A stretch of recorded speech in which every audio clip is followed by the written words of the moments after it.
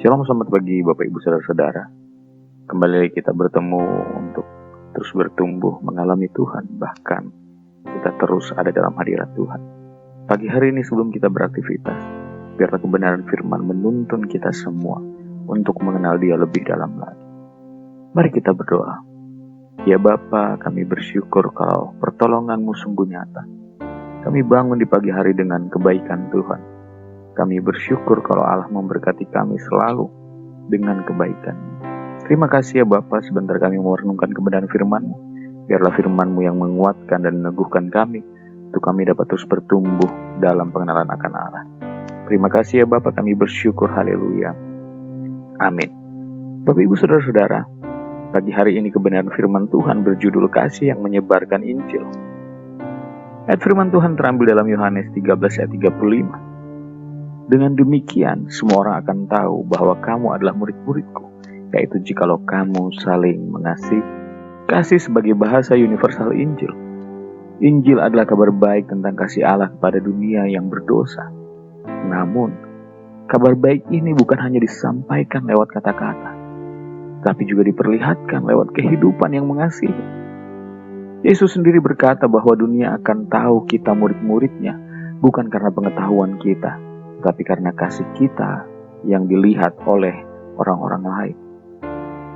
Di zaman yang penuh dengan kebencian, keegoisan, dan perpecahan, kasih sejati menjadi pintu masuk Injil ke dalam hati banyak orang. Melalui kasih yang tulus dan murni perbuatan yang baik, maka orang akan melihat Kristus di dalam kehidupan kita. Apa yang dapat kita pahami mengenai kasih yang menyebarkan Injil ini? Kasih menjadi bukti nyata dari kehidupan baru dalam Kristus. Saat seseorang benar-benar mengalami kasih Kristus, hidupnya mengalami perubahan. Ia menjadi pribadi yang penuh dengan belas kasihan, pemaaf, dan juga mempunyai perbuatan yang tulus. Mungkin dunia bisa meragukan ajaran, tapi tak bisa menyangkal kasih yang terlihat di depan mata.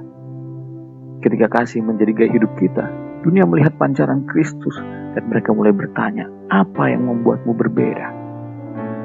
Itulah saat Injil diberitakan melalui hidup yang mengasihi sesama. Kemudian kasih menciptakan komunitas yang mengundang dan mengubah. Komunitas yang saling mengasihi adalah ladang subur untuk pertumbuhan rohani dan kesaksian Injil yang kuat bagi setiap kita yang percaya. Gereja yang mengasihi bukan hanya tempat berkumpul, tapi juga tempat untuk orang-orang terluka dipulihkan, orang-orang yang tersesat dituntun kembali pulang, dan orang-orang yang tidak mempunyai pengharapan kembali mempunyai pengharapan. Mengapa? Karena kasih yang nyata menarik orang untuk tinggal, mendengar, dan akhirnya percaya kepada Yesus. Injil menyebar melalui kasih yang membangun keluarga rohani, bukan dengan pengetahuan, bukan dengan doktrin, tetapi dengan perbuatan kasih yang nyata. Injil dapat diberitakan. Kemudian kasih mendorong kita untuk membawa kabar baik keluar.